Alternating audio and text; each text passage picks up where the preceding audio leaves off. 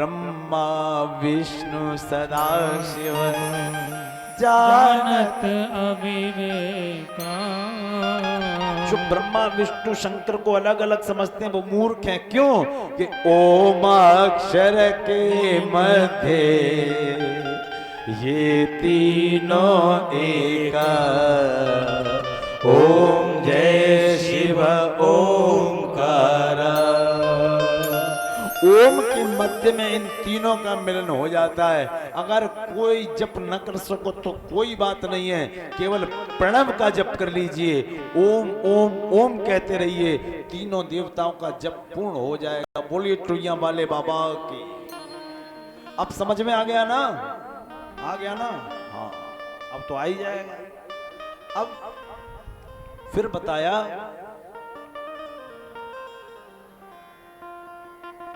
ये जो तीनों देव हैं ये एक हैं, अलग नहीं है। हम आप एक हैं। आप सृष्टि की रचयिता है, ये पालन करता और हम संहार करता है। हमारे यहाँ बोला गया ब्रह्मा विष्णु महेश। थोड़े कुछ लोग पढ़ गए तो उन्होंने भगवान का अर्थ बदल दिया, कह दिया गॉड। क्या बोला? अरे बोलो ना, लड़ाई है क्या हमसे? तो बोलो क्या? गॉड।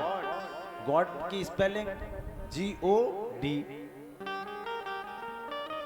तो सुनिए, गॉड की full form G for generator, चलाने वाला। O फॉर ऑपरेटर और D फॉर डिस्ट्रॉयर, उसको मिटाने वाला। तो हमारे यहाँ कौन है? ब्रह्मा जी सबसे पहले, फिर विष्णु जी पालन करता, उसको चलाने वाले सृष्टि को, और D फॉर डिस्ट्रॉयर यानी कि शिव जी सृष्टि का प्रलय करने वाले। ये जनरेटर, ऑपरेटर और डिस्ट्रॉयर। और दूसरी बात पे आ जाओ, विज्ञान कहता है हम तुम्हारे भगवान को मत मानो, तुम हमारे भगवान को नहीं मानते, हम तुम्हें नहीं मानते। क्यों नहीं मानते? बोले कि तुम भी तो तीन ही चीज के आधार पर चल रहे हो। हम ब्रह्मा विष्णु महेश, लक्ष्मी सरस्वती और उमा के महत्व को मान रहे हैं, और आप इलेक्ट्रॉन, न्यूट्रॉन और प्रोटॉन को मान रहे हो। विषय तो पूरा वही है प्यारे। जिसकी खोज हो गई वो विज्ञान, और नहीं हो पाई वो चमत्कार। बोलो राधे कृष्ण। जिसकी खोज हो गई वो विज्ञान और नहीं हो पाई वो चमत्कार। तो ब्रह्मा जी को समझाया कि हम तीनों कोई शरीर नहीं है, एक तत्व है, और तीनों में से एक नहीं रहेगा तो सृष्टि का क्रम ही नष्ट हो जाएगा, सृष्टि ही नहीं बचेगी। आपने मेरे निष्कल लिंग की पूजा की है, मैं आपसे बहुत प्रसन्न हूँ। गंधाक्षत पुष्प से फिर उन्होंने भगवान शिव के शिवलिंग की पूजा की। भगवान ने उमा पार्वती सहित उनको दर्शन दिया। बोलिए उमा महेश्वर भगवान की जय। आइए बड़े भाव से लिंगाष्टक का पाठ करते हैं हम लोग, बड़े भाव से। ब्रह्म मुरारी सुरार्चित लिंगम निर्मल भाषित शोभित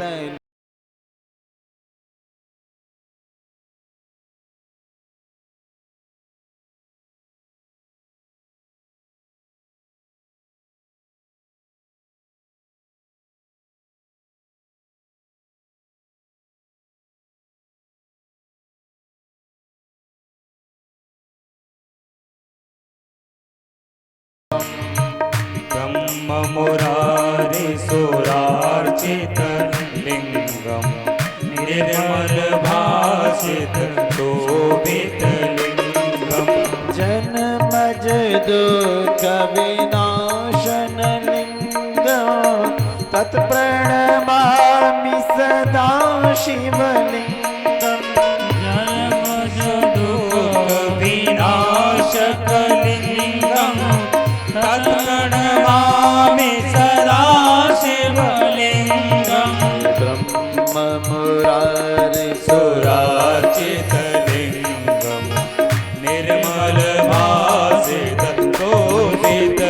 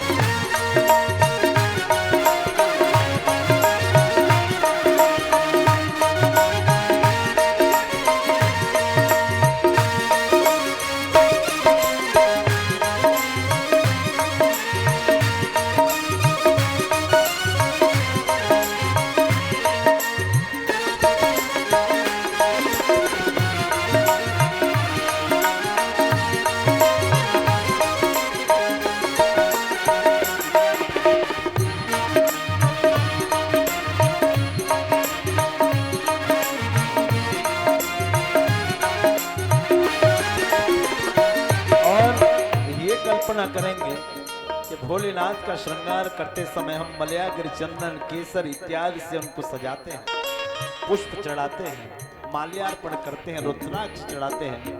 ऐसी शिवलिंग को सजाकर हम उनका जब पूजन करते हैं तो साक्षात शंकर भगवान पार्वती सहित हमें दर्शन देते हैं। हे सर्व सुगंधि सुलेपितलिंगम भूति विवर्धन कारणलिंगम सर्व सुगंधि सुलेपितलिंगम भूति विवर्धन कारणलिंगम सर्व सुगंधि सुलेपितलिंगम बुद्धि विवर्धन कारणलिंगम सर्व सुगंधि सुलेपितलिंगम भूति विवर्धन कारणलिंगम सेतिसुरासुरवन्दितलिंगं तत् प्रणमामि सदा शिवलिंगं सुरासुर वन्दितलिंगं तत् प्रणमामि सदा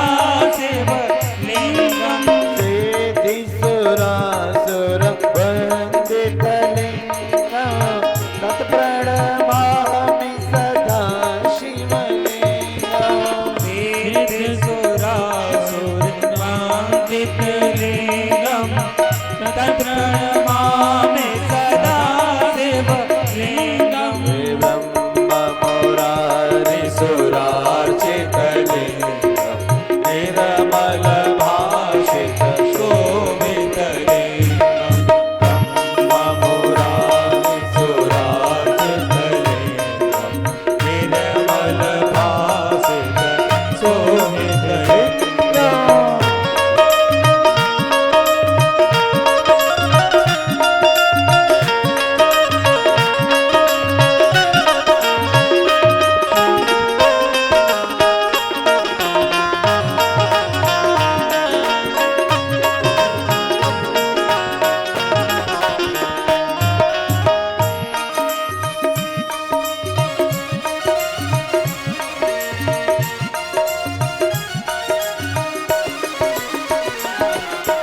कनक महामणि भूषितलिंगं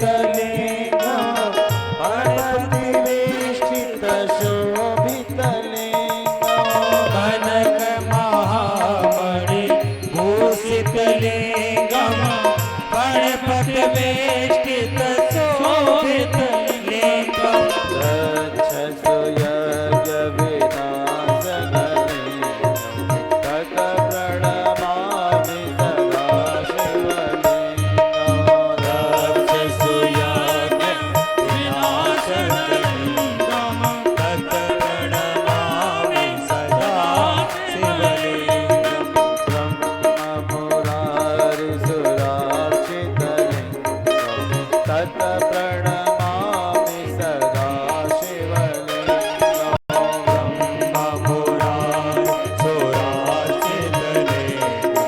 तत् प्रणमामि सदा शिवलिंगं हे कुमकुम चन्दन लेपितलिंगं पंकजहार सुशोभितलिंगं कुमकुम चन्दनलेपितलिंगं पङ्कजहार सुशोभितलिंगं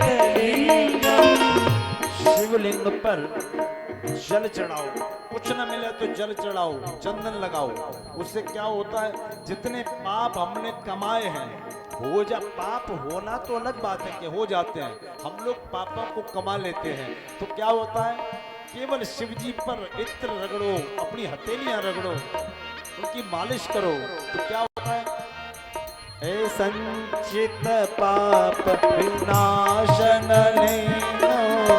तत्प्रणमामि सदा शिवलिंगं संचित पाप विनाशन लिंगं तत् प्रणमामि सदा शिवलिंगं ब्रह्ममुरारिसुरार्चितलिंगं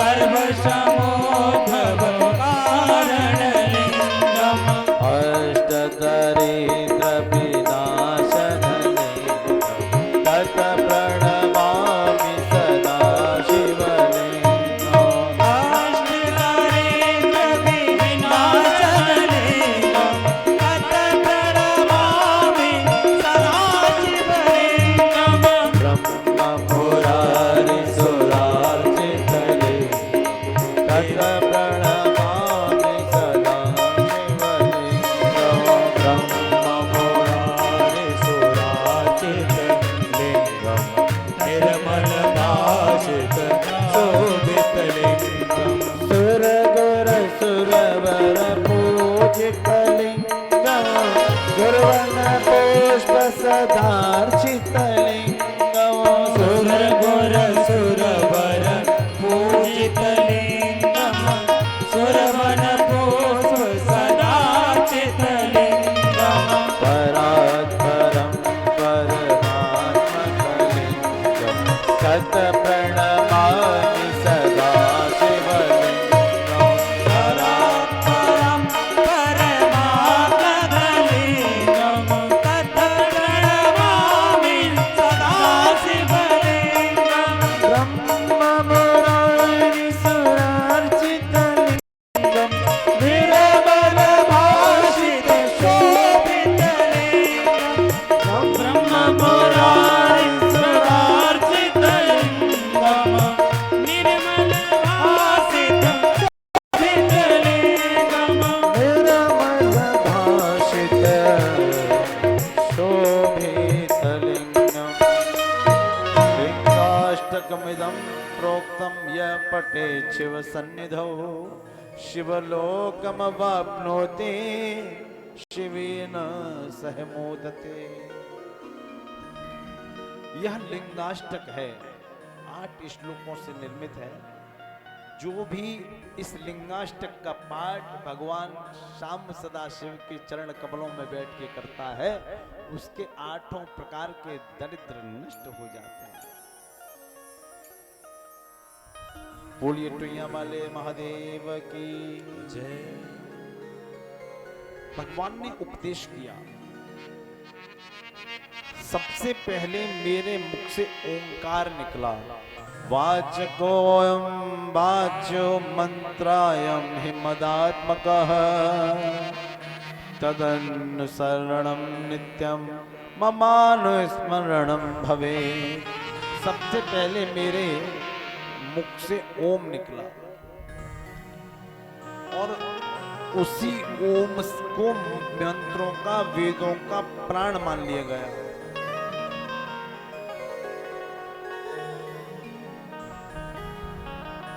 ये ओम मेरा ही स्वरूप है। अगर कोई ओम नमः शिवाय भी न बोल पाए, केवल ओम बोल दे, ओम को ही मेरा ही स्वरूप मान लिया जाता है, मेरा पूर्ण स्वरूप माना जाता है।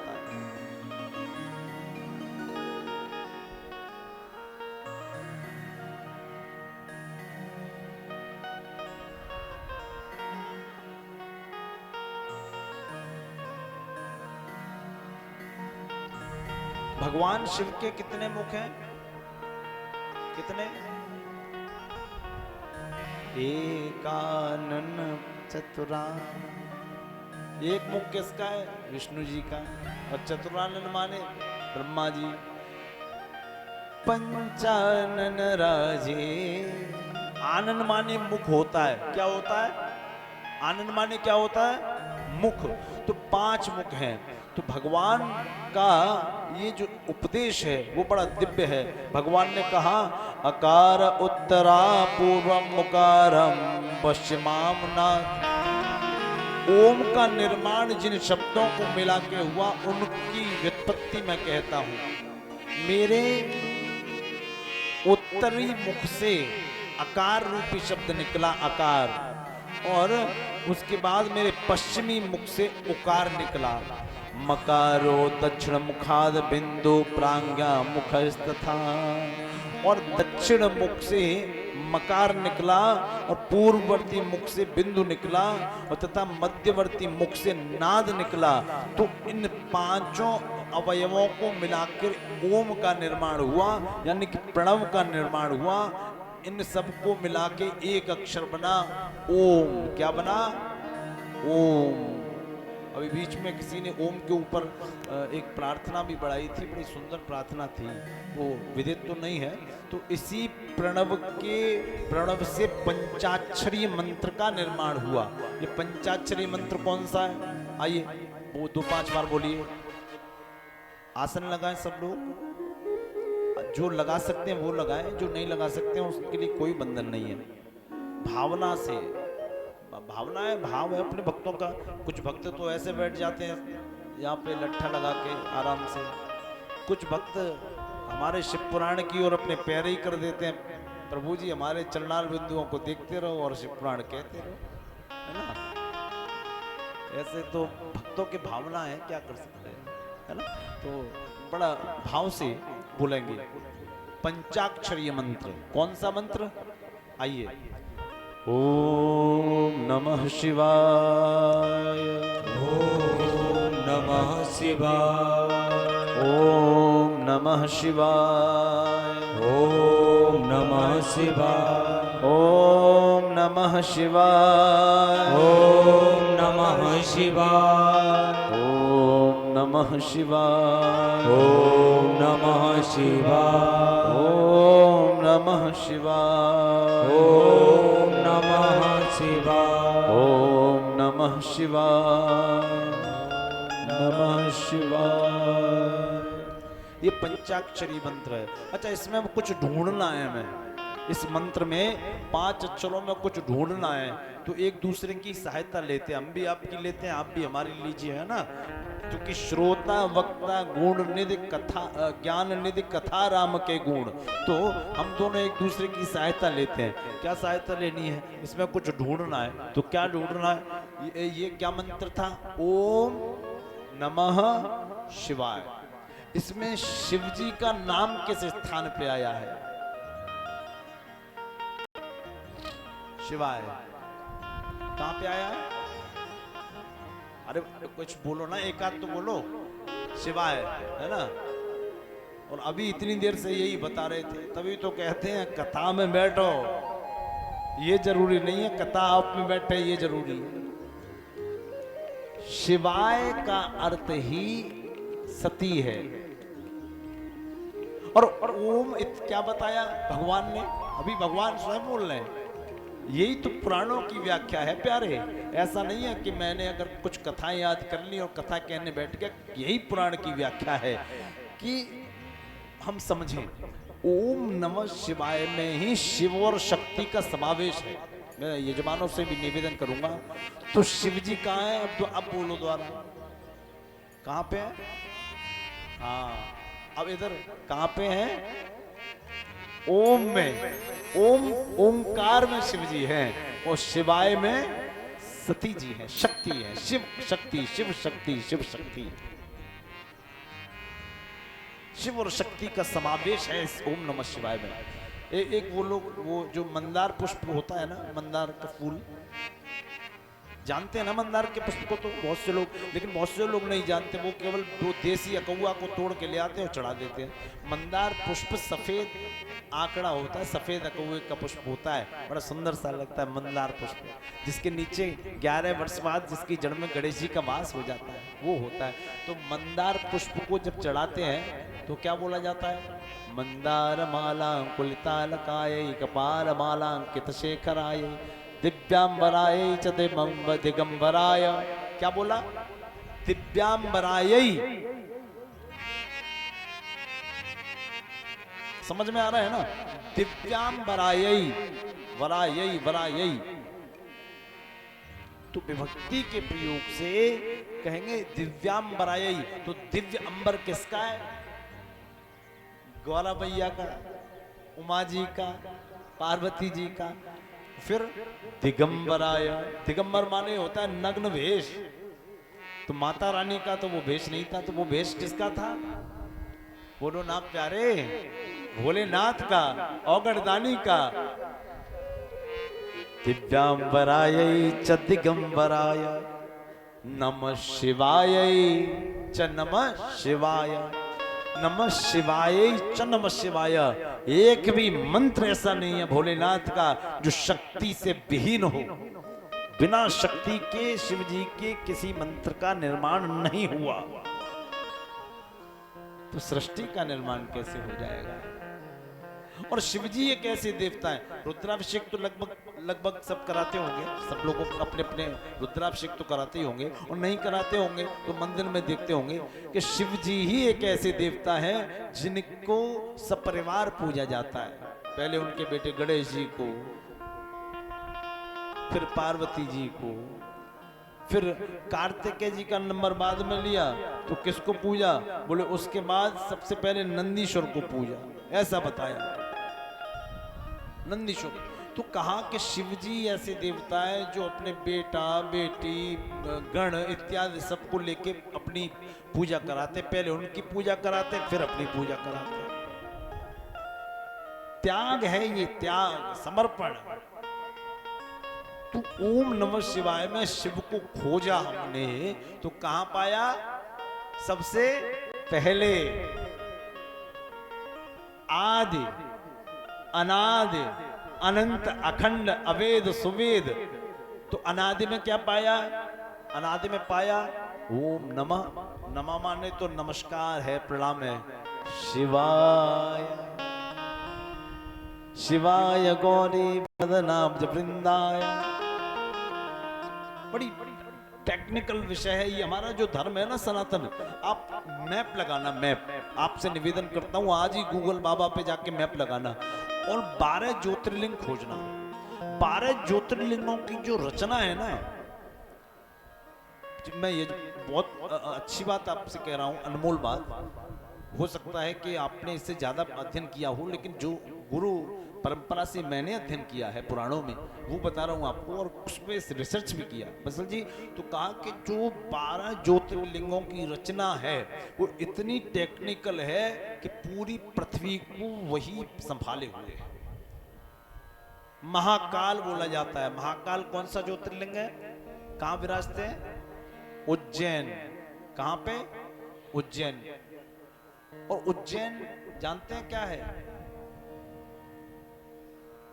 जो इस पर मोबाइल पे आजकल पंचांग देखते हैं ना हम लोग, तो उज्जैन का समय सेट होके आता है उसमें। क्यों, भारत का मध्य बिंदु, केंद्र बिंदु महाकाल है। अच्छा, महाकाल क्यों कहते हैं आदमी, अच्छा अब तो टी शर्टें भी ऐसी चलने लगी है, बड़ा डरावनी डरावनी सी। भगवान, लोगों ने भगवान को ऐसा भूत जैसा बना दिया, 3 त्रिपुंड लगेंगे, लाल टीका, काल उसका क्या करे जो भक्त हो महाकाल का। अरे महाकाल को समझो तो सही, काल को ये नहीं है कि काल हमें लेने आ गया। महाकाल किसको कहेंगे, किसको कहेंगे, कालों के काल महाकाल। बताएं, काल का अर्थ समय है, और इस भारत का समय उज्जैन से मापा जाता है, क्योंकि मकर रेखा उज्जैन में महाकाल की शिवलिंग के ठीक मध्य से होकर गुजरती है। ये बहुत टेक्निकल बात है। उज्जैन के शिवलिंग के, महाकाल की शिवलिंग से ठीक मध्य में होकर गुजरती है, इसलिए उसका नाम समय रूपी काल है। समय रूपी, वो काल यमराज वाला काल नहीं है। बोलो टोइया वाले बाबा की। समझ में आया ना, एक बार हाथ उठा दो, पक्का 2-2 मत उठाओ, 1-1 उठाओ, झूठ नहीं बोलना। तो यह दिव्यता और भव्यता बताई गई शिवलिंग की, और यह व्यवस्थाएं बताई गई। तो फिर प्रश्न किया कि शिवलिंग की स्थापना कैसे की जाए। तो बात आई कि शिवलिंग की स्थापना कथम लिंगम प्रतिष्ठाप्यम, कथम वा तस्य लक्षणम, कथम वा तत्समर्चार्यम, देश काले च केन है। कथम लिंगम, कथम माने कैसे, लिंगम प्रतिष्ठाप्यम, लिंग की प्रतिष्ठा की जाए। तो बताया, बड़ा अच्छा वर्णन है कि शिवलिंग की प्रतिष्ठा दो प्रकार की होती है। एक तो चल प्रतिष्ठा होती है और एक अचल प्रतिष्ठा होती है। चल और अचल क्या है? अब नई बात आ गई तो ऋषियों ने पूछना शुरू किया, चल और अचल क्या है? तो बताया कि जहां हमें पार्थिव लिंग का निर्माण करना पड़ जाए वो होती है अचल प्रतिष्ठा, वो चल प्रतिष्ठा, चल प्रतिष्ठा बोलते हैं। तो पार्थिव लिंग का निर्माण करना पड़ जाए तो पार्थिव लिंग की लंबाई चौड़ाई कितनी हो? तो कहा पार्थिव लिंग की यदि बात है तो पार्थिव लिंग की लंबाई चौड़ाई निर्माणकर्ता के 12 अंगुल से अधिक या कम न हो। 12 अंगुल, और 12 अंगुल का वह लिंग बना के फिर उसमें अपने प्राणों के द्वारा प्राण डाला जाता है। ओम मनु ज्योतिर्जुगता माजस इत्यादि करके किसी ब्राह्मण देवता को, वैदिक ब्राह्मण को बुलाइए, घर में पूजा होती है। हम लोग क्या, उन पंडित जी उनका कैडर थोड़ा बड़ा है तो वो ज्यादा दक्षिणा लेते हैं। बुला लो, ऐसे बुला लो, काम करने वाले आदमी ऐसे छोटे मोटे बुला लो। डॉक्टर के पास जाते हैं तो सबसे पहले उसकी डिग्री चेक करते हैं कि नहीं? बताइए, करते हैं ना? अच्छा, आर्किटेक्ट के पास जाएंगे, इंजीनियर के पास जाएंगे अपने मकान के लिए तो होशियार आदमी के पास जाएंगे, काम चलाओ के पास चले जाएंगे। लेकिन जिस विभाग से हम चल रहे हैं, जो विभाग मोक्ष देने वाला है, वहां हमें वो आदमी चाहिए कि बस काम चल जाए, नियम हो अथवा न हो, वाणी थोड़ी अच्छी हो, चेहरे पे थोड़ी चमक हो। नहीं, वैदिक ब्राह्मण को बुलाना चाहिए। ब्राह्मण बुलाने का भी यह देखना चाहिए कि उसका यज्ञोपवीत संस्कार हुआ है कि नहीं है। उसने धोती, लांग लगा के धोती पहनी जाती है ना, वो पहनी है कि नहीं। आजकल बहुत प्रचलन चल रहा है कथाओं में, कथावाचकों का। परम पूज्य भक्तमाली श्री मलुक पीठाधीश्वर राजेंद्र दास जी महाराज बहुत अच्छा बोलते हैं। कई बार मेरी चर्चा हुई इस बात पे उनसे, क्योंकि वृंदावन में ही अपना रहना है, पानी गांव पे आश्रम है, तो कई बार चर्चा हुई इस बात पे। तो बोले कि आचार्य जी, कुछ ब्राह्मण देवता तो ऐसे लपेट के ही आ जाते हैं और कहते हैं हमने लंगोट पहन रखी है, लंगोट पहनते हैं तो दोष नहीं लगता धोती का। तो मैंने उनसे जाना, पता मुझे भी नहीं था, तो उनसे मैंने जाना, कहा कि लंगोट तब पहनी जाती है जब लंगोट मिले, लंगोटी मिले तो लंगोटी पहनो। लंगोटी की भी दीक्षा होती है ना, लंगोटी की बिना दीक्षा के लंगोटी नहीं पहन सकते। लंगोट मिले तो लंगोटी पहनो, और लंगोटी न पहनो तो फिर धोती ही पहन के कर्मकांड करना चाहिए। बिना धोती पहने ब्राह्मण को कितना दोष लगता है बता दें, डरेंगे तो नहीं। एक एक कदम चलने पर हजार हजार गौ हत्या का दोष उस व्यक्ति को लगता है जो बिना कांच लगाए, बिना लांग लगाए धोती पहनता है। जब वो खुद ही अपना कल्याण नहीं कर पाएगा तो हमारा क्या करेगा? बोलो टुइया वाले बाबा की हमारी बात से असहमत तो नहीं है आप? ये वेद कहता है, वेदांत कहता है लंगोट मिले तो लंगोटी पहनो, वरना ये सन्यासी क्या करेंगे? जब हम जैसे लोग गृहस्थ लोग लंगोटी पहनेंगे तो सन्यासी क्या करेंगे? ऐसा नहीं है। हाँ, ब्रह्मचर्य काल में लंगोट खूब पहना, ऐसा नहीं है। लोगों ने जो हमारे साथ रहे, साथी रहे, खूब लंगोट बांधा, लेकिन जब से गुरु परंपरा में मना कर दिया तो फिर उसी रूप में आ गए, कुर्ता धोती में आ गए। अब कहा कि आद्रा नक्षत्र युक्त चतुर्दशी को जो व्यक्ति प्रणव का जाप करता है, ओम का जाप करता है, कहां पे?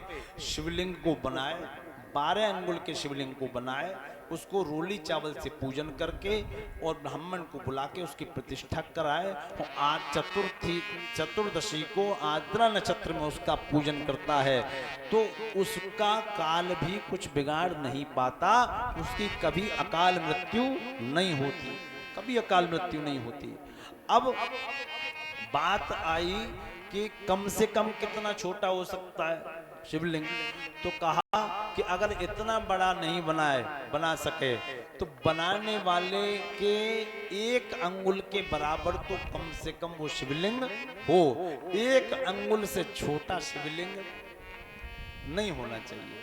तो चल और अचल के बारे में बताया, और जिसकी अचल प्रतिष्ठा है, जैसे ये हमारे टुइया वाले बाबा है, पता ही नहीं बेचारे कब से विराजमान है, और दुनिया भर की अभी प्रतिष्ठाएं होती हैं, तो उनमें बड़ी शिवलिंग का ही महत्व बताया गया है, वहाँ बड़ी शिवलिंग होनी चाहिए।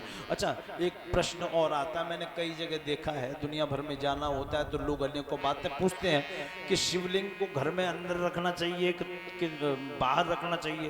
लोग क्या करते हैं कि घर के सबसे बाहर वाले कोने में शंकर जी को रख देते हैं, वहाँ कीचड़ हो रहा है तो, मच्छर खा रहे हैं तो। अरे नहीं भैया, शिवलिंग को, नर्मदेश्वर को अपने घर में रखना चाहिए। नर्मदेश्वर इसलिए रखने चाहिए क्योंकि नर्मदेश्वर की प्रतिष्ठा कराने की आवश्यकता नहीं पड़ती।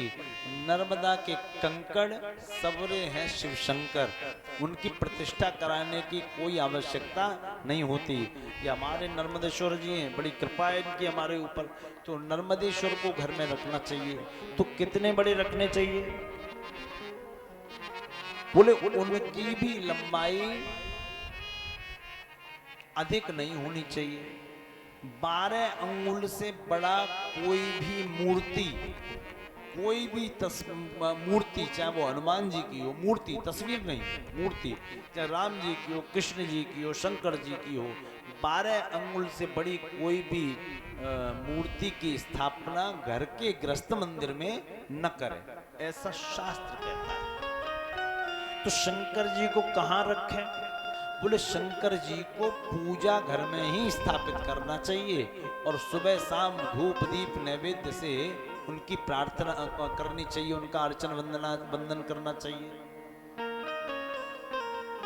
जो कहते हैं हमारे नवग्रह खराब है, सुबह शाम भोलेनाथ का आप अभिषेक करिए, हाथों पे इत्र लीजिए और खूब इत्र से उनकी मालिश करिए, आपकी अभाग्यत रेखाएं भाग्य में परिवर्तित हो जाएंगी, इसमें कोई दो राय नहीं है। बोली टुइया वाले बाबा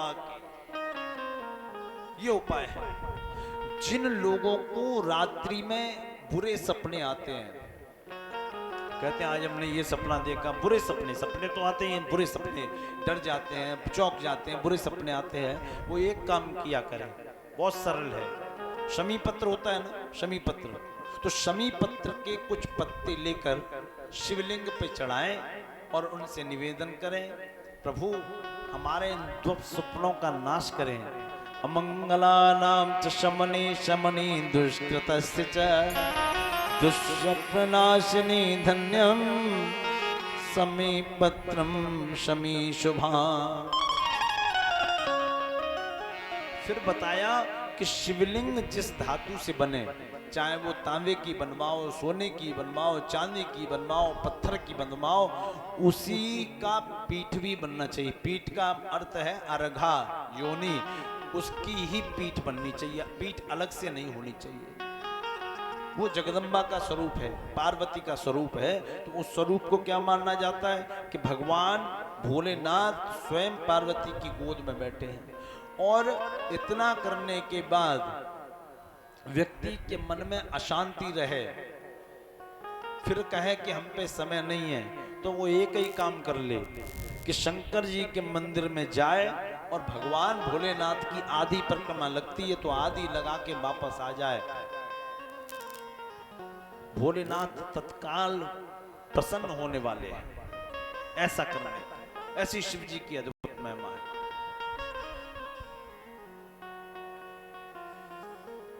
फिर बताया कि जप 3 प्रकार के होते हैं। ये उपदेश शिवजी ब्रह्मा और विष्णु को दे रहे हैं। जप 3 प्रकार से होते हैं। कैसे? एक होता है मौन, जिसमें होठ बंद रहते हैं और मानसिक जप चलता है। एक होता है वाचिक, जिसमें थोड़ी थोड़ी मतलब थोड़ा तेज तेज बोलते हैं, जैसे ओम नमः शिवाय, ओम नमः शिवाय, ओम नमः शिवाय, ओम नमः शिवाय। एक होता है उपांशु। उपांशु कौन सा होता है? जिसमें केवल होठ हिलते दिखाई दे, आवाज ना आए। तो कहा इनमें श्रेष्ठ जप कौन सा है और जप कब करना चाहिए? बोले इनमें श्रेष्ठ जप तो उपांशु है, मौन है। मौन जप श्रेष्ठ है, उपांशु मध्य है और अधम वाचिक है।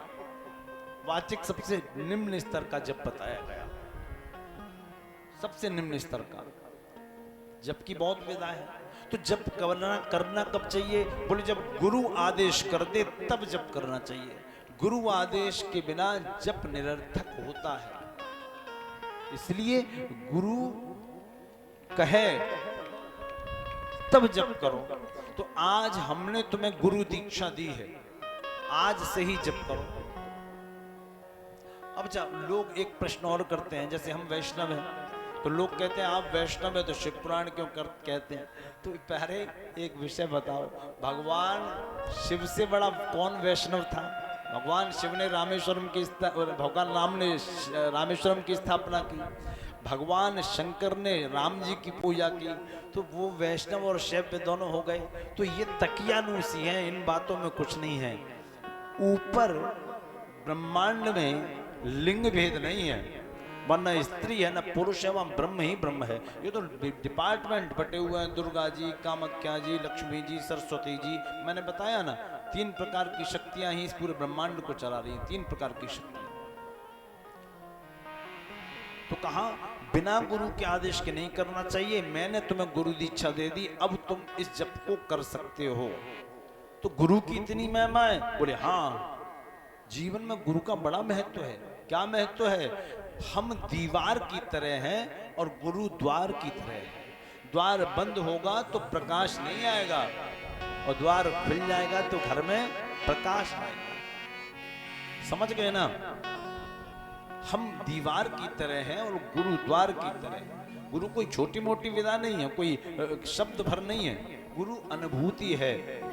एक बार के लिए इष्ट में श्रद्धा कम हो जाए, हमारे परम पूज्य भक्त माली जी कहते थे कि इष्ट में श्रद्धा कम हो जाए, लेकिन गुरु में श्रद्धा कम नहीं होनी चाहिए। अच्छा, जैसे एक छोटी सी कोई दुकान है, एक फैक्ट्री से माल बना, वो डीलर के पास आया, डीलर ने दुकानदार को दिया। एक सिस्टम ही तो है। हमारी सारी समस्याएं विधायक लेके जाता है, विधानसभा में पहुंचाता है, मुख्यमंत्री तक पहुंचती है। वो मुख्यमंत्री सबका प्रतिनिधित्व करते हुए विधानसभा अध्यक्ष को वो बात बताते हैं। तो ये सिस्टम ही तो है, वो सिस्टम है कि नहीं? तो गुरु में श्रद्धा कम नहीं होनी चाहिए। एक बार तो इष्ट में हो जाए, पर गुरु में श्रद्धा कम नहीं होनी चाहिए। ऐसे नहीं, ऐसे समझो आप। श्री राम कथाएं 42 वर्षों से यहां हो रही हैं। श्री रामचरितमानस में अयोध्या कांड आता है, और तुलसीदास ने आध्यात्मिक रूप से अयोध्या कांड में गुरुओं की ही चर्चा की है। और अयोध्या कांड के आध्यात्मिक गुरु हैं श्री भरत जी। श्री भरत जी आध्यात्मिक गुरु हैं।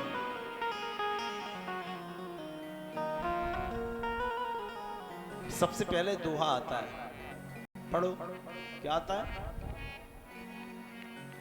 आप लोगों तो राम कथा सुनी है ना, सब बोलेंगे हमारे साथ। क्या आता है?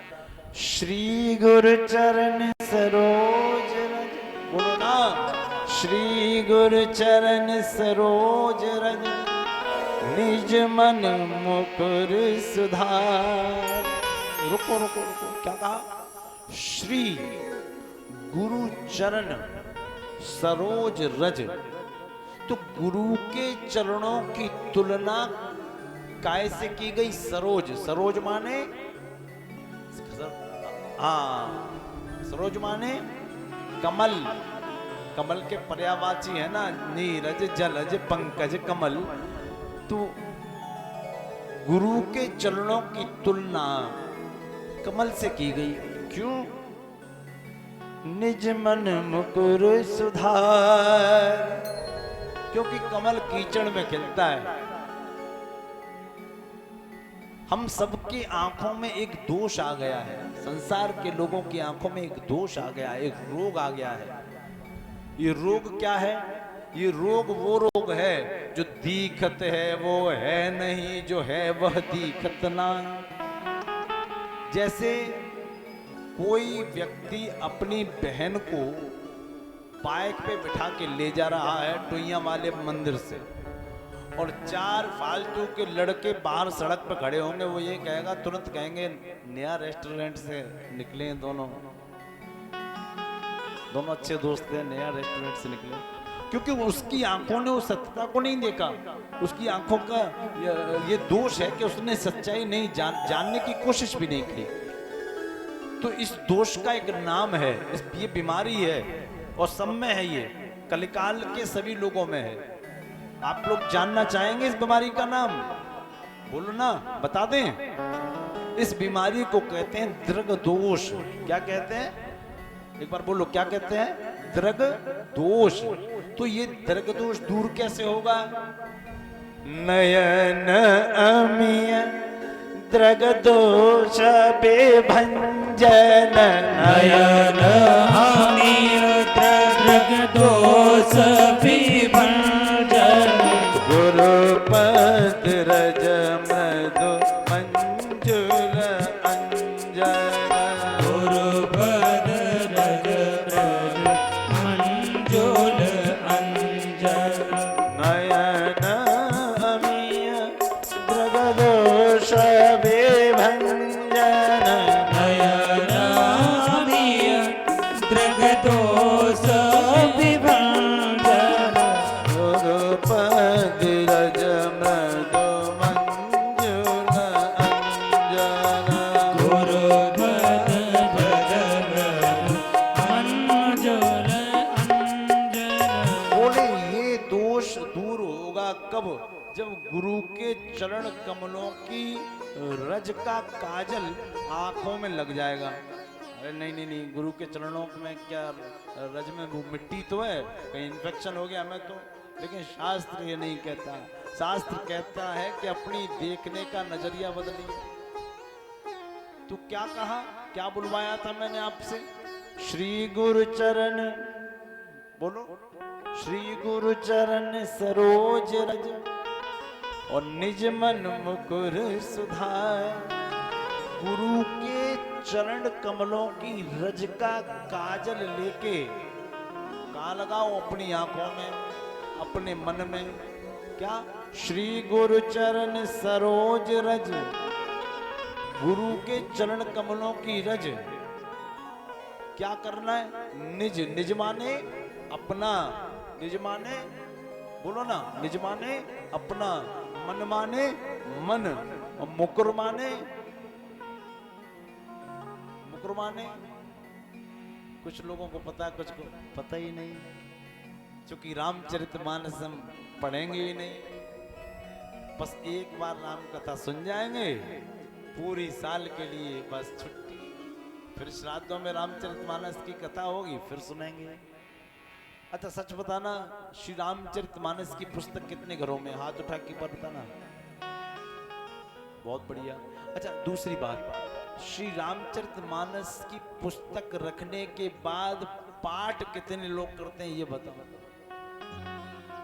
आधी भी संख्या नहीं बची। अच्छा कितने लोगों के बच्चे श्री रामचरितमानस के पाठ करते हैं ये बताना?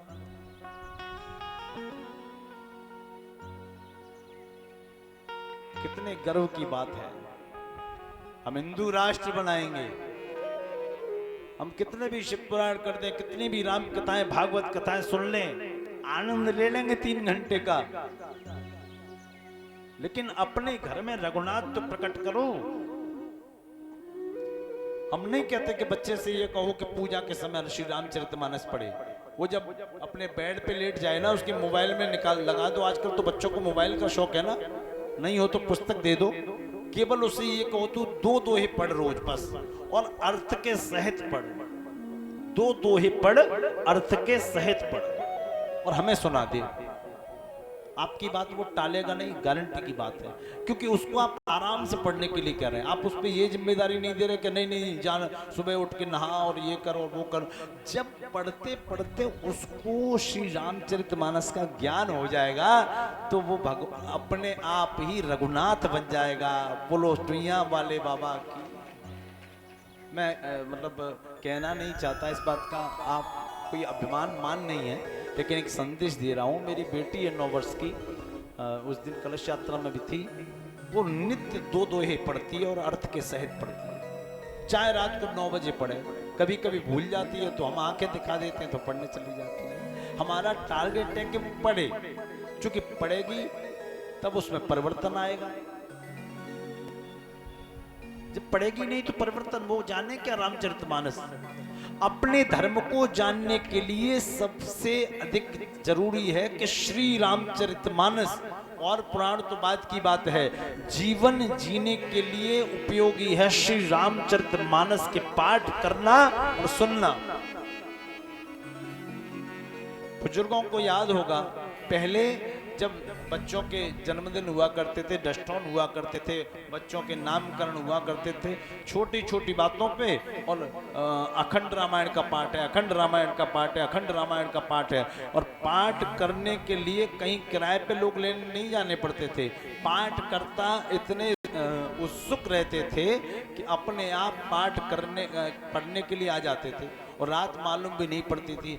आज क्या है कि आज हम लोग किराए पे लोगों को बुलाते हैं पाठ करने के लिए, और किराए पे भी लोग आते नहीं। कहीं ना कहीं हम बहुत बड़ी भूल कर रहे हैं। हिंदू राष्ट्र चाहिए तो हिंदुत्व को जानना पड़ेगा। हिंदुत्व को जानना है तो श्री रामचरितमानस का नित्य पाठ अपने घर में कराना पड़ेगा। आपकी संतानें आपको जवाब दे रही हैं।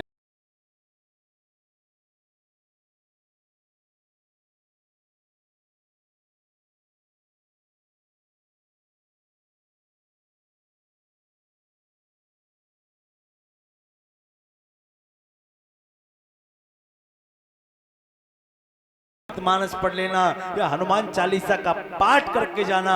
अगर आप ऐसा करते तो आपके बेटे रघुनाथ बनते, रघुनाथ बनते, रघुनाथ बनते।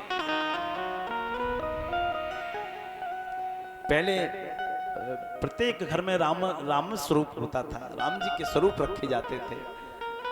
क्या होता था?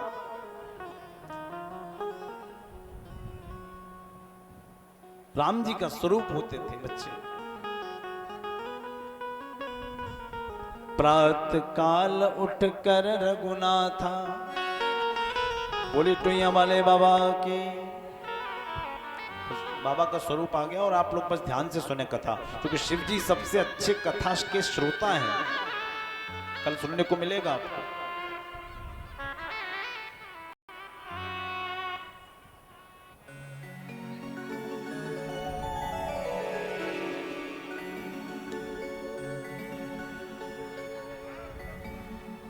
बोली शंकर भगवान की जय। अब आप लोग बस सुने।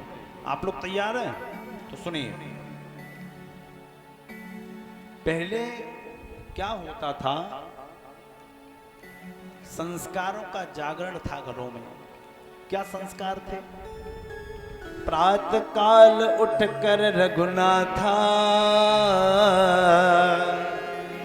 बच्चा सुबह उठता था, फिर क्या करता था? मात पिता गुरु ना वह माथा, अपने माता पिता और गुरु के चरणों में प्रणाम करता था। लेकिन अब ये चीज नहीं है। पहले तो बच्चा प्रातः काल उठता ही नहीं है, दोपहर में उठता है, दोपहर में। और दोपहर में जब उठेगा तो क्या करेगा? प्रातः काल उठकर रघुनाथा, कंघा शीसा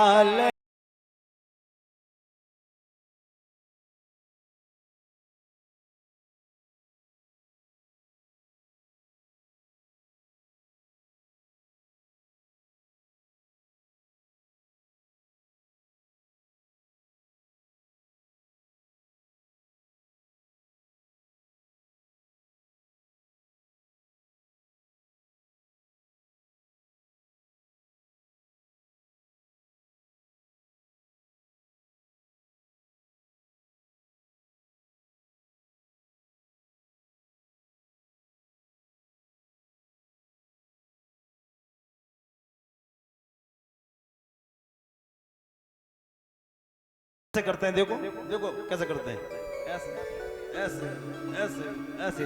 और मम्मी पापा कहते हैं हमारा लड़का रणवीर कपूर बनना है। ये रणवीर कपूर नहीं बनना, ये तहसील किराए पे पिटने के लक्षण कर रहा है और किसी दिन इतना पिटेगा कि रणवीर कपूर बना ही रहता है।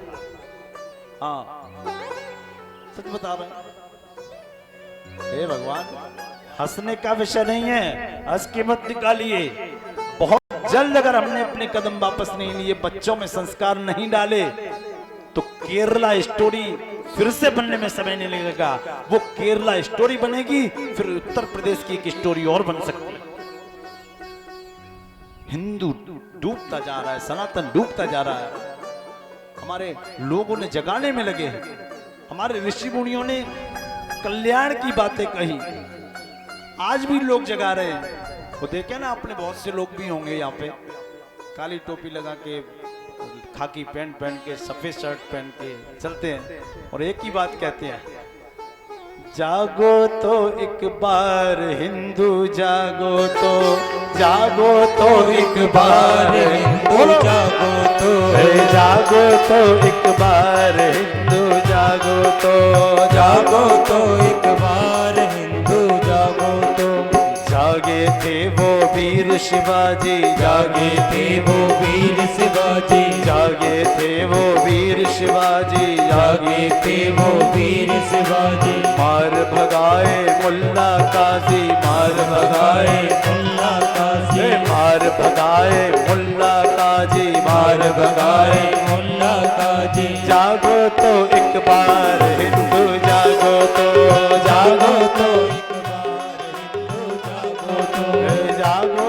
एक बार हिंदू, जागो तो एक बार हिंदू, जागो तो एक बार हिंदू, जागो तो एक बार हिंदू, जागो तो एक बार हिंदू, जागो तो एक बार हिंदू, जागो।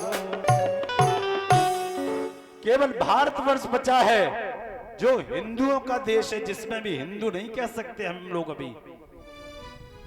आप लोग कहते हैं हस्ती मिट्टी नहीं हमारी, अरे इंडोनेशिया और चाइना तक हस्ती थी तुम्हारी। महाराज शल्य चाइना के रहने वाले थे, कैसी बात करते हैं हम लोग। अफगानिस्तान कहां तक फैला था हमारा भारत, टुकड़े टुकड़े हो गए और फिर टुकड़े होने की संभावना है। पश्चिमी उत्तर प्रदेश से लेकर 101 जिले पड़ते हैं पश्चिमी बंगाल तक, ये जिले बारूद के ढेर पे रखे हुए हैं।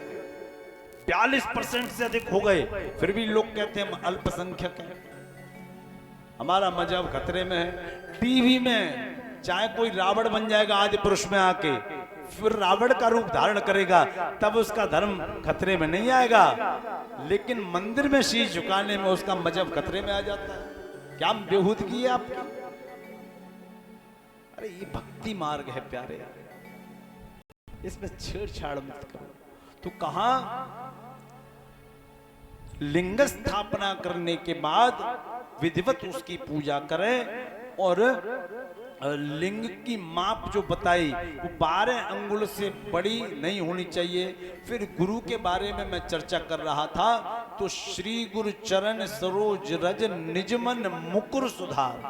तो निज माने अपना, मुकुर माने शीशा, मुकुर माने, एक बार बोलो मुकुर माने, तो क्या अर्थ हुआ इसका? श्री गुरु चरण सरोज रज निज मन मुकुर सुधार।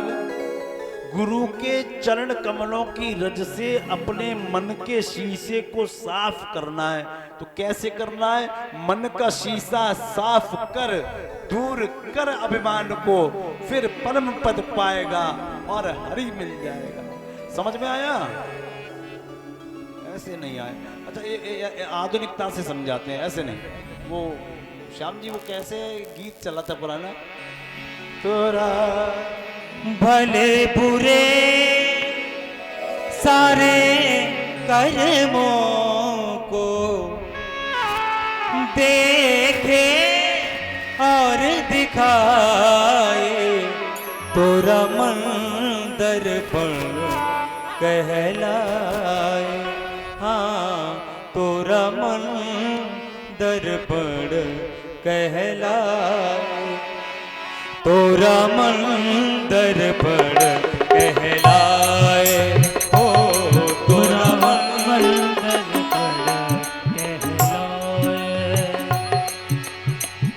भले बुरे सारे कर्मों को, भले बुरे सारे कर्मों को देखे और दिखाए, तोरा मन दर्पण कहलाए, हाँ तोरा मन दर्पण कहलाए।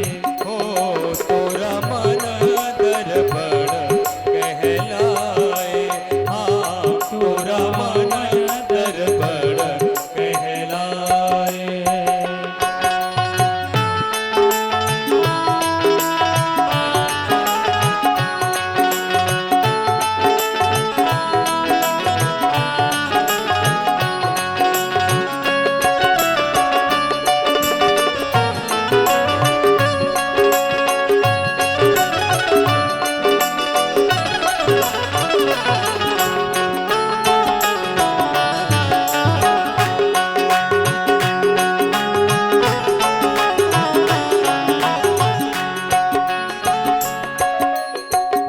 मन ही देवता मन ही ईश्वर, मन से बड़ा न को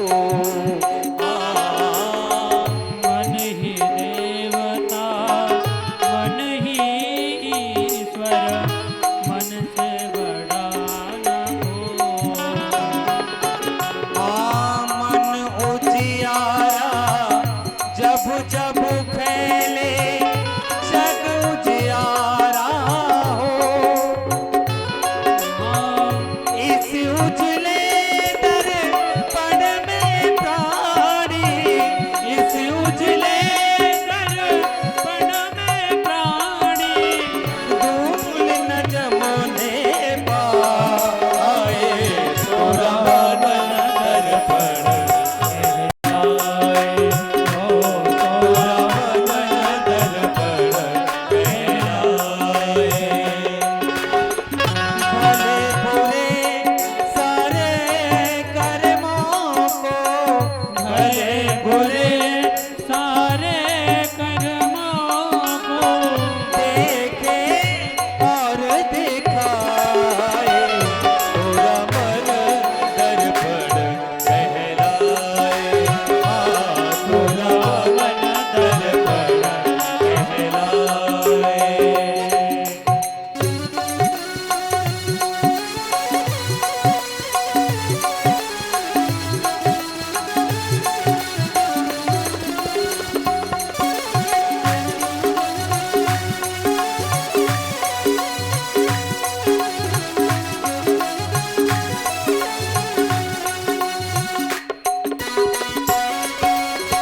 मीठी मीठी तालियों से सेवा करते हुए बम भोले।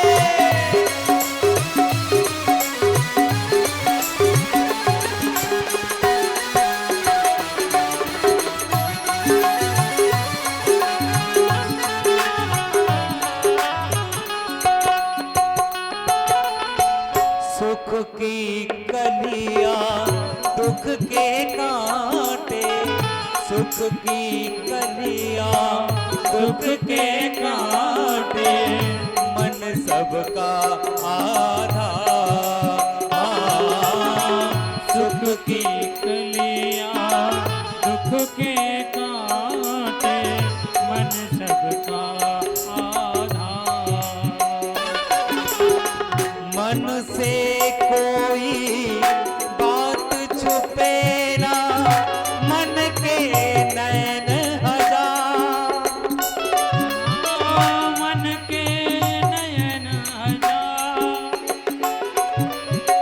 जग से कोई भाग ले चाहे, जग से कोई भाग ले जाए, मन से भाग न पाए,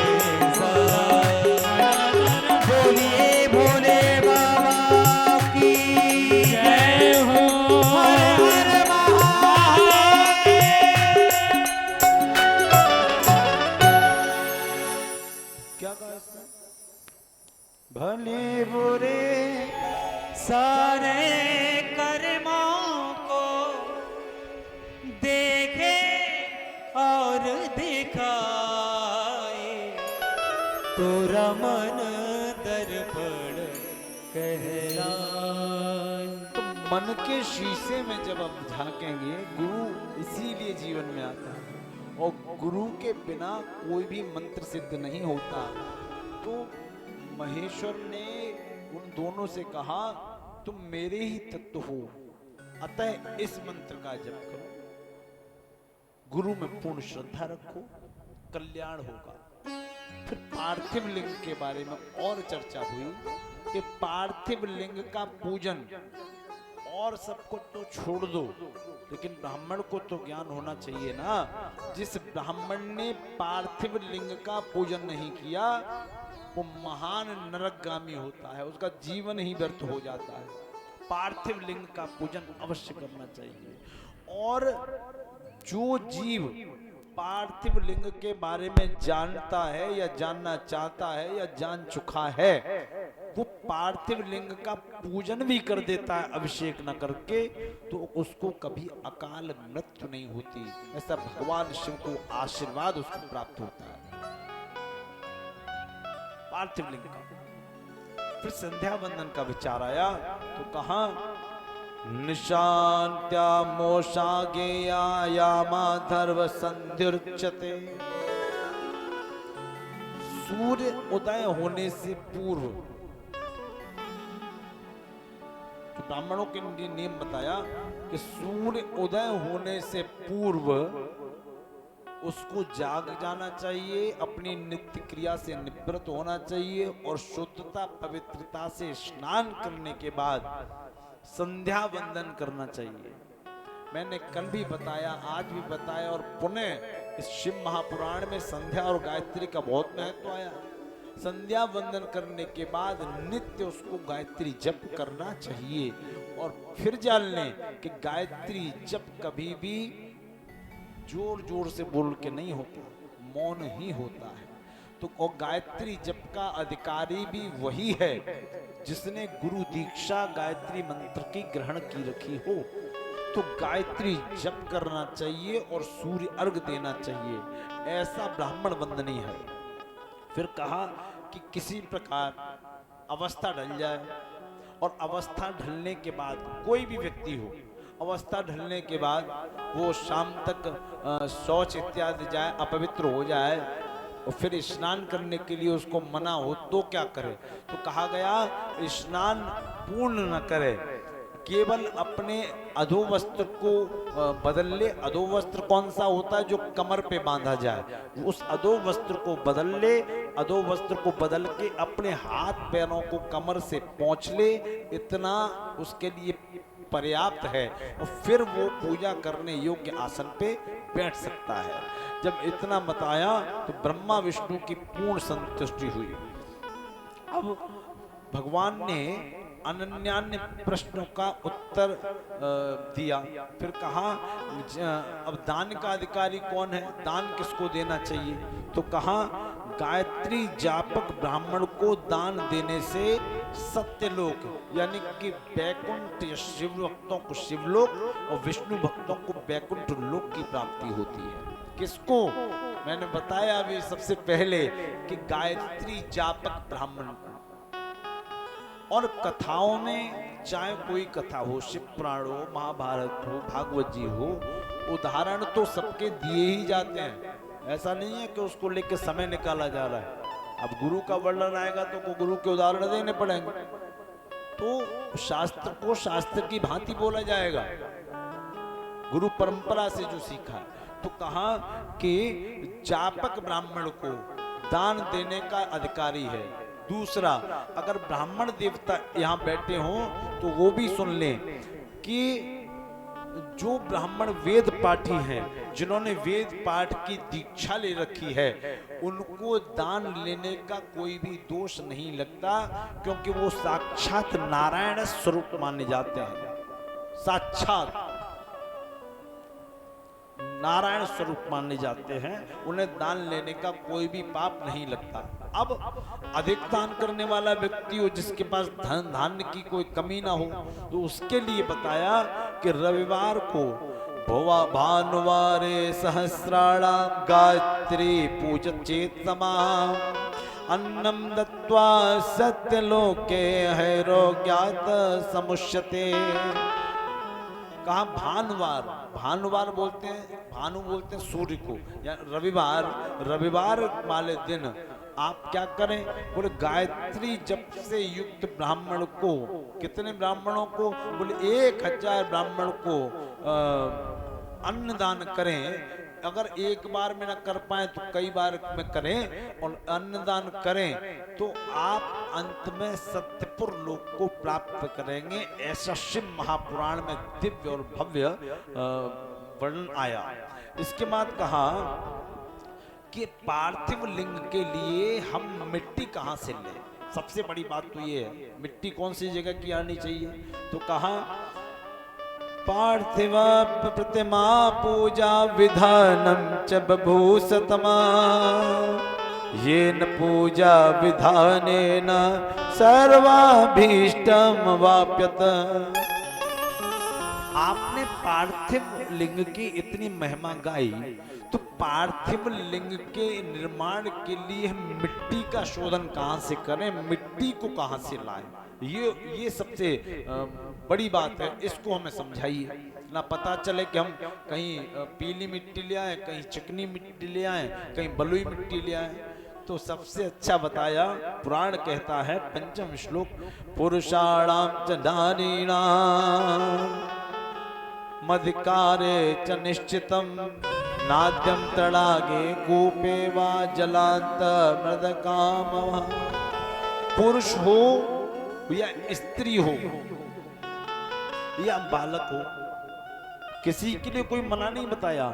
पुरुषाणाम च स्त्रीणाम, पुरुषानाम च नारीणाम, पुरुष हो या स्त्री हो या बालक हो, वो कहाँ जाए, बोले या तो किसी बहती हुई नदी कोई पास में बह रही हो उसमें जाए, अगर उसमें जल कम हो जाए तो भी कोई बात नहीं, वहां से मिट्टी लाए, या कोई पोखर हो, तालाब हो, वहां की मिट्टी लाए, थोड़ा सा उसको सूखने दे, फिर उसको कूटे, कूट के उसको फिर गीला करें, फिर उसको सुंदर सा शिवलिंग रूप में आकार देकर उसको निर्माण करें, और फिर अपने प्राणों ही द्वारा उसमें प्राण संचालित करें। उसके बाद उसमें प्राण स्थापित होगा, और भोलेनाथ की पंचोपचार से पूजन करके आप उनकी पूर्ण कृपा की प्राप्ति कर सकते हैं, ऐसा बताया।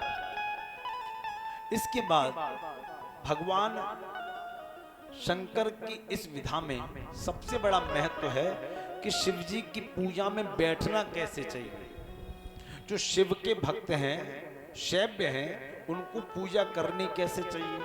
तो कहा कि शिव पूजन में, जैसे हम लोग घरों में महामृत्युंजय कराते हैं या अभिषेक कराते हैं या मंदिर में भी पूजन करते हैं, तो शिव जी की पूजा में बैठने का एक नियम तो पक्का बताया। शिव जी की पूजा में बिना भस्म और बिना रुद्राक्ष के नहीं बैठना चाहिए। भस्म को सर्वोपरि स्थान दिया गया और रुद्राक्ष को भी सर्वोपरि स्थान दिया गया। तो भगवती सती ने जैसा शिवजी से पूछा, हे शौनको, मैं भी आपसे वैसा ही कह रहा हूं। क्या पूछा? भगवती सती ने पूछा कि रुद्राक्षों की उत्पत्ति कैसे हुई। भस्म तो हम लोग बना लेते हैं, उपले को जलाया, कंडे को जलाया, हवन किया, भस्म तैयार, लेकिन रुद्राक्ष की उत्पत्ति कैसे हुई? तो भोलेनाथ कहते हैं, दिव्य वस्त्र सहस्राणे महेशाने पुनः पुरा, तपः प्रकुर्रस्तत्वं मन संयममेवम्।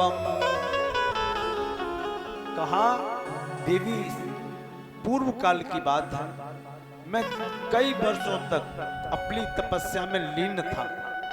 एक दिन सहसा मेरा मन क्षुब्ध हो गया, न जाने किन बातों ने मुझे परेशान कर दिया, और मैंने नेत्र खोले तो मेरे नेत्र खुलते ही मेरे 2 आंसू की बूंदें पृथ्वी पे टपक गई।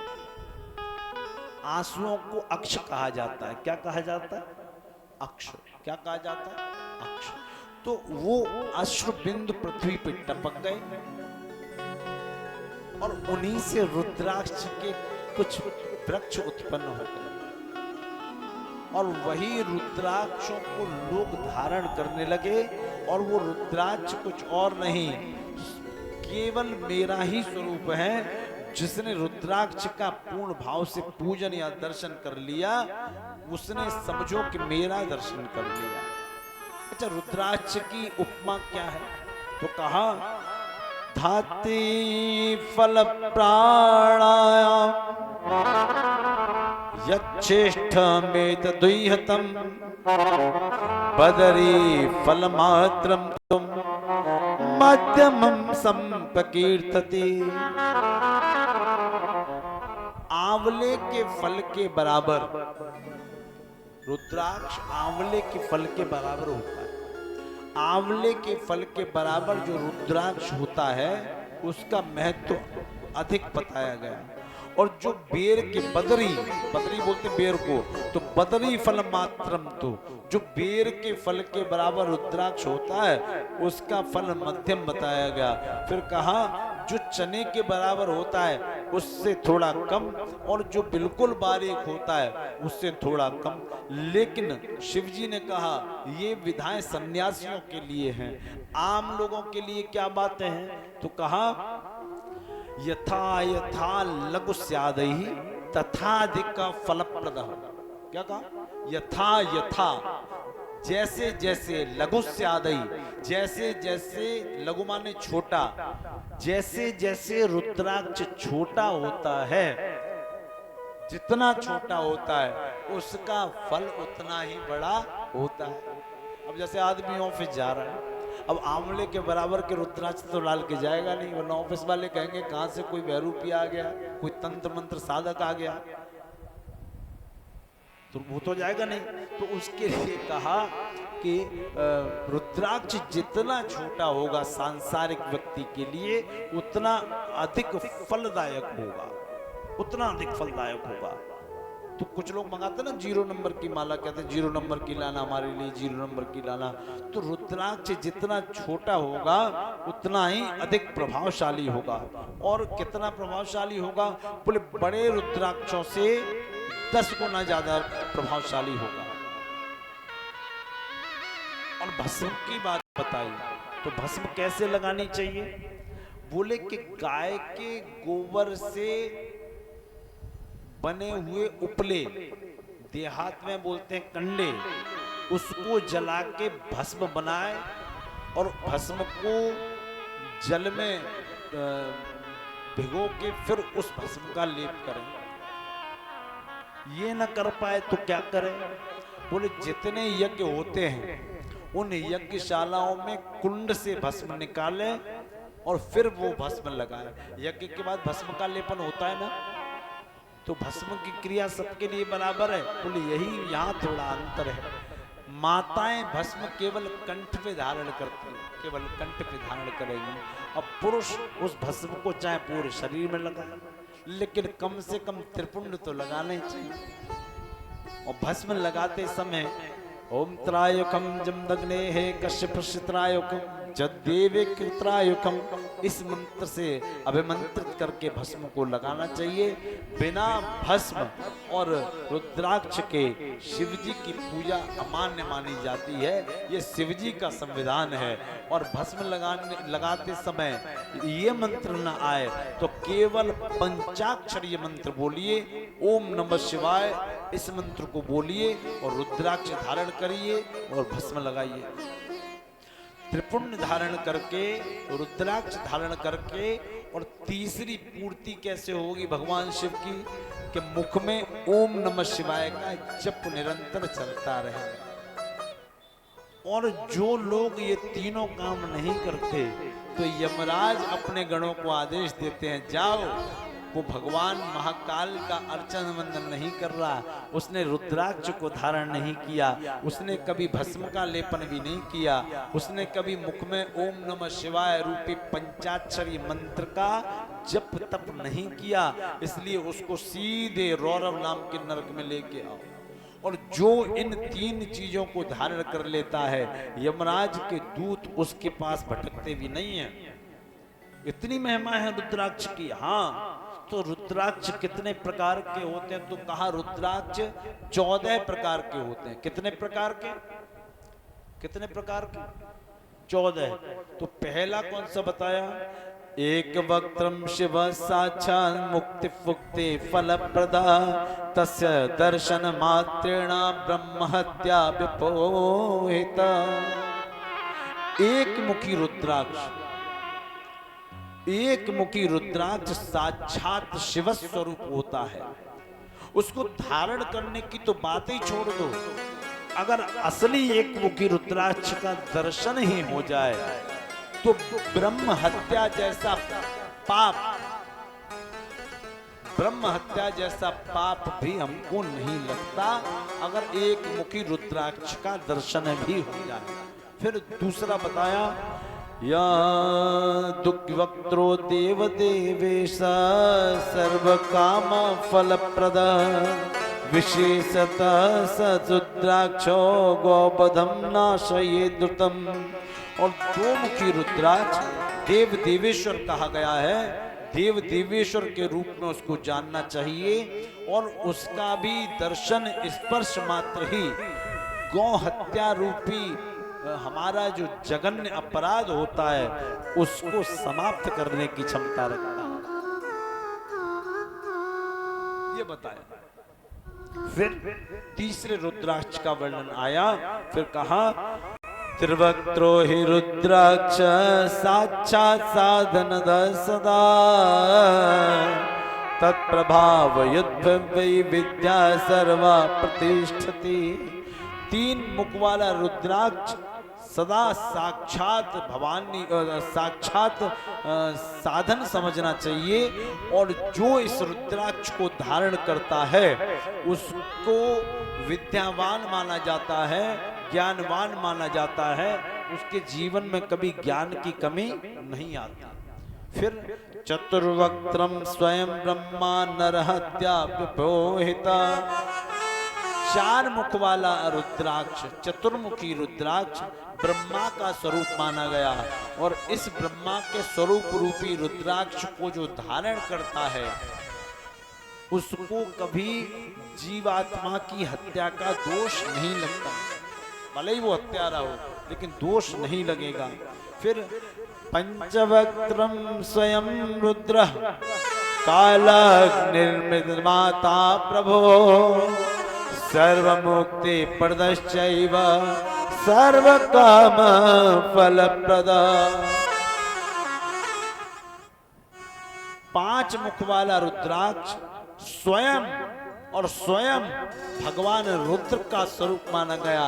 जो इस रुद्राक्ष को स्पर्श करना तो छोड़ दो, इसका दर्शन भी हो जाए तो सर्व मुक्ति फलप्रदा, उसकी सारी मुक्तियां हो जाती हैं,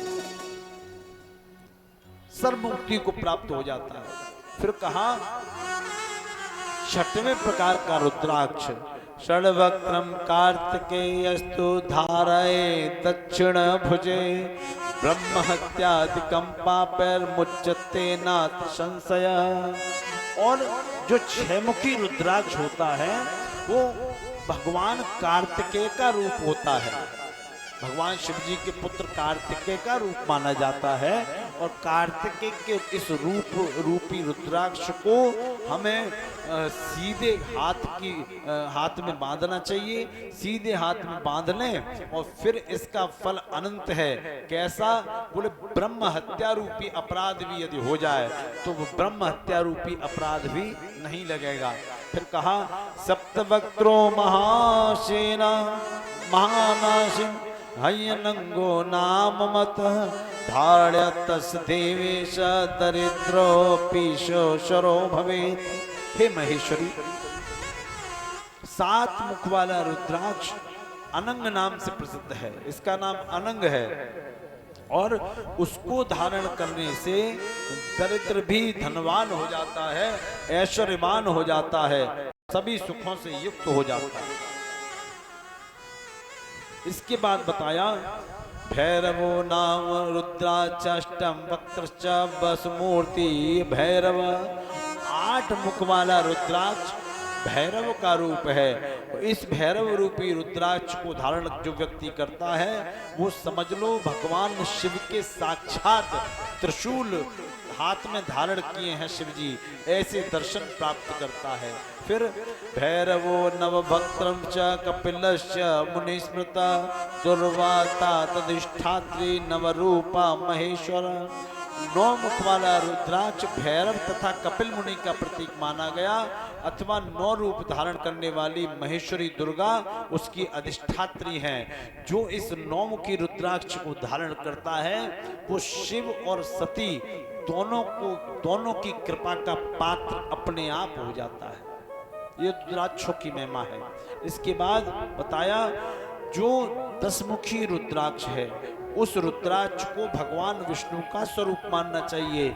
उस रुद्राक्ष को जो धारण करता है वह मनुष्य सभी कामनाओं से पूर्ण होकर अंत में वैकुंठ में निवास करता है, विष्णु के चरणों में जाता है। फिर बताया जो 11 मुखी रुद्राक्ष है तो 11 मुख वाला रुद्राक्ष भगवान रुद्र का स्वरूप है और उसको धारण करने से मनुष्य सर्वत्र विजय प्राप्त करता है, उसको पराजय का मुंह नहीं देखना पड़ता। फिर 12 मुख वाले रुद्राक्ष को केश प्रदेश में किसी भी तरह बाल में धारण करना चाहिए। उसको धारण करने से व्यक्ति की कुंडली में राजयोग प्रबल होता है। फिर कहा 13 मुख वाला रुद्राक्ष त्रयोदशो मुखा विश्वे दस्तवाणा नरा। 13 मुख वाला रुद्राक्ष विश्व देवों का रूप मानना चाहिए। ये विश्व देव कौन है?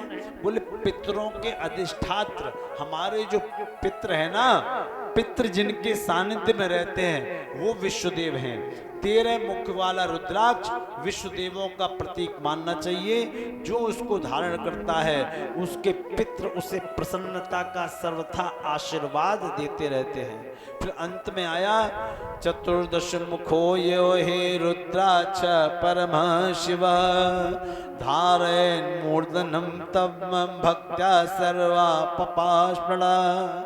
14 मुख वाला रुद्राक्ष जो है वो परम शिव शक्ति स्वरूप है। उसको जो व्यक्ति अपने मस्तक पे धारण करता है उसको शिव और सती की दोनों की कृपा प्राप्त होती है। अच्छा, इन रुद्राक्षों को धारण करने का मंत्र क्या है? तो एक बार पुनः आप आसन लगाएंगे और शिव पुराण का इस श्लोक को आप लोग भी बोलेंगे। इस श्लोक को बोलने से ईश्वर की पूर्ण कृपा आप पे होगी। आइए, ये बीज मंत्रों में प्रतिपादित है। आसन लगा के बैठे और बोलना शुरू करें। 14